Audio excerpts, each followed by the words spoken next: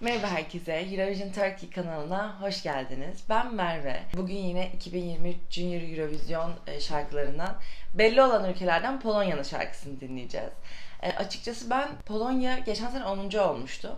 Ama Polonya daha iyi olabilirdi diye düşünüyorum. Çünkü sahnesini çok beğenmiştim. Geçen videoda söylemiştim, yani ben özellikle Junior Eurovision'da sesten ziyade sahne performansına bakıyorum, enerjilerine bakıyorum. Aslında yetişkin Eurovision için de aynı şey geçerli. Çünkü bazen bir şarkıyı çok beğeniyoruz ama sahneye çıktığında hiç de hayal ettiğimiz gibi olmuyor. Bu da müthiş bir hayal kırıklığı yaratıyor. O yüzden de sahne performansının Eurovision'daki en önemli şey olduğunu düşünüyorum. Tabii ki çok iyi bir sesle de yani mükemmel bir şey ortaya çıkıyor. Ama dediğim gibi yani Polonya'nın geçen seneki sahne performansını çok beğenmiştim. Yani böyle hem farklıydı hem bu şekilde özenilmesi benim çok hoşuma gidiyor. Çünkü aslında çok görsel de bir iş.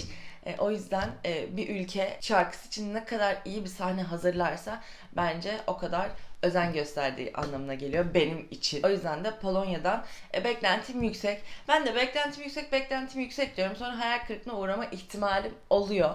Ama ne yapayım, yani bir önceki senenin şarkısını beğendiysem veya performansını beğendiysem yüksek beklentilerle başlıyorum yeni yıla da. O yüzden de Polonya merak ettiğim ve beklentimin yüksek olduğu bir ülke. Şimdi bu senenin şarkısına geçelim. Söylediğinde asla söyleyemeyeceğim Maya isimli bir sanatçı seçildi bu sene. Şarkının adı I Just Need a Friend. Yine kendi dilleri ve İngilizce karışık bir şarkı. Genelde Junior Eurovision'da böyle oluyor. Normal ya da tamamen kendi dilleriyle katılıyorlar. Söyleyeceklerim bu kadar. O zaman hemen şarkıya geçebiliriz. Hadi bakalım.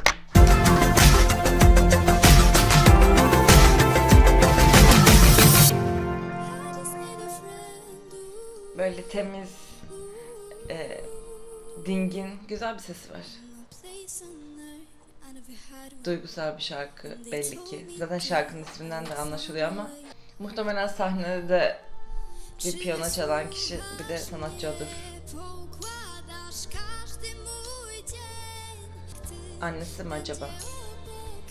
Duygulu bir şekilde dinlediğine göre annesi.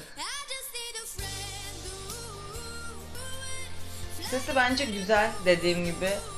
Ama böyle ben tek başına bir insanı izlerken Eurovision sahnesinde böyle yükselişlerinde inanılmaz etkilenmeyi bekliyorum. Çünkü onun dışında biraz sıkılıyorum.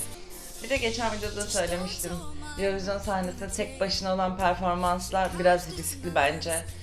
Özellikle slow şarkılarda iş biraz sıradanlaşabiliyor.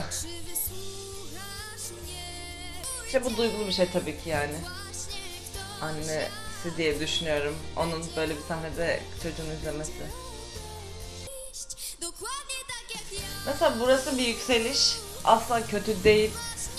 Ama hani böyle şey olmak istiyorum ben. Wow, yani inanılmaz demek istiyorum.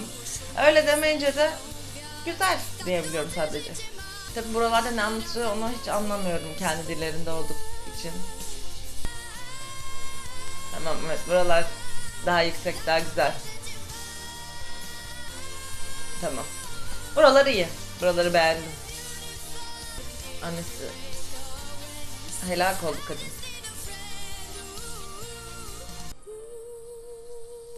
Bitti. Bitti. Benim bir önceki video. Burada yerimde duramamam ve bu video sakince şarkıyı izlemem. Yani şarkıyı dinlerken de öncelikle tebrik ediyorum. Tabii ki seçilmiş Junior Eurovision'a geliyor. Güzel bir sesi var. Ama her zaman söylüyorum. Daha önceki sezonlarda da söylemiştim. Hani ben Eurovision'un daha hareketli şeyleri dinlemekten ve seyretmekten hoşlanıyorum. Çok sevdiğim duygusal ve daha slow şarkılar da var ama bu şarkılar da çok güçlü şarkılar. Yani gerçekten slow bir şarkıyı sevebilmem için çok güçlü olması lazım. Bir de sahne performans açısından da şu da beni çok sıkıyor. Yetişkin Eurovision'da da. Tek bir sanatçı sahnenin ortasında işte kamera etrafında dönüyor. Yok işte köşede piyanist falan böyle hani şarkıda çok güçlü bir hale gelmedikçe bu bence seyir açısından da dinleme açısından da biraz sıkıcı oluyor diye düşünüyorum. Ama mesela bunun en iyi örneği, yani bu söylediğim cümlelerin tam tersi bir iş başaran kişi kesinlikle mesela Barbara Pravi. Yani hani kadın tek başına sahnede devleşmişti. Tek başına bir sanatçı izleyeceksem sahnede hem sesiyle hem performansıyla böyle olmalı diye düşünüyorum. Tabii ki bir çocuk sanatçıdan Barbara Pravi gibi olmasını beklemiyorum asla, ama anlatmak istediğime iyi bir örnek olduğu için onu söyledim. Güzel. Başarılar diliyorum.